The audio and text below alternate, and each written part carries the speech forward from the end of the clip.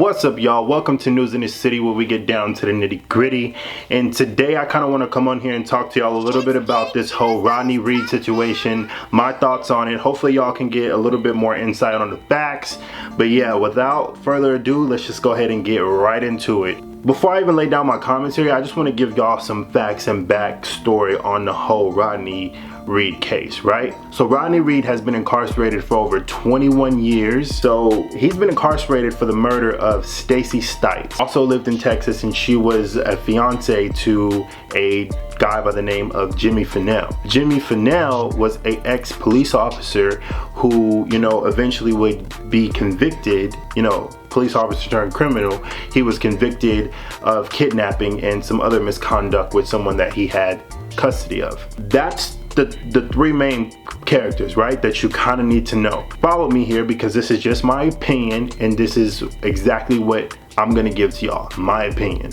I feel like when the cops found Miss Stacey Stites' body, they found Rodney Reed's DNA on her body. Rodney Reed explained this away because he basically told the police that him and Stacey were having an affair, they were together. I feel like when Jimmy found out this information, he was pissed off because his soon-to-be wife was having an affair with a black man. That is my honest opinion. He got pissed off. They probably had some sort of, back and forth, and I think he ended up killing her. The only reason that the DNA was found so, prominent on Stites' body was because they probably had an affair that same night. Who knows? I don't put it past them, because this is stuff that happens all the time.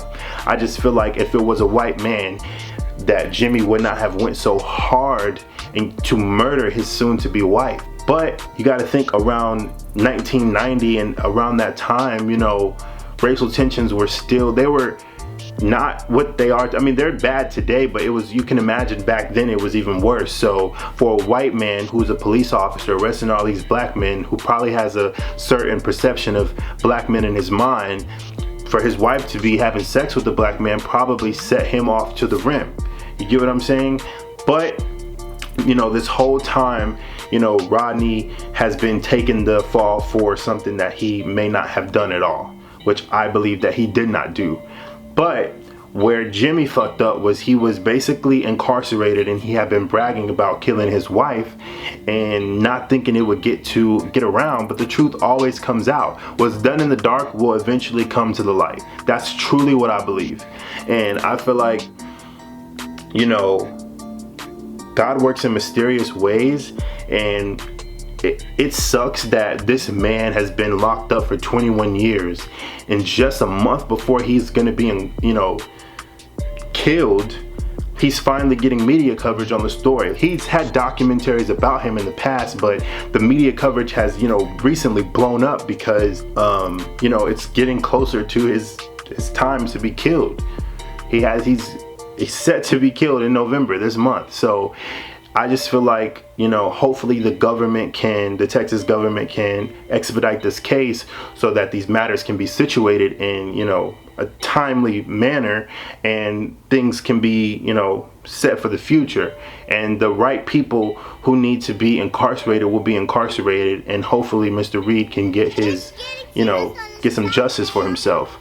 Another thing that I would like to add is, if you pay attention to some of the statements that the Stites family has put out, they are advocating for the release, back into society of Mr. Jimmy, which is crazy to me, because with recent news and kind of putting things together, it's plausible that Jimmy could have killed y'all's family members. So the fact that you're rooting for him to be entered back into society is crazy to me.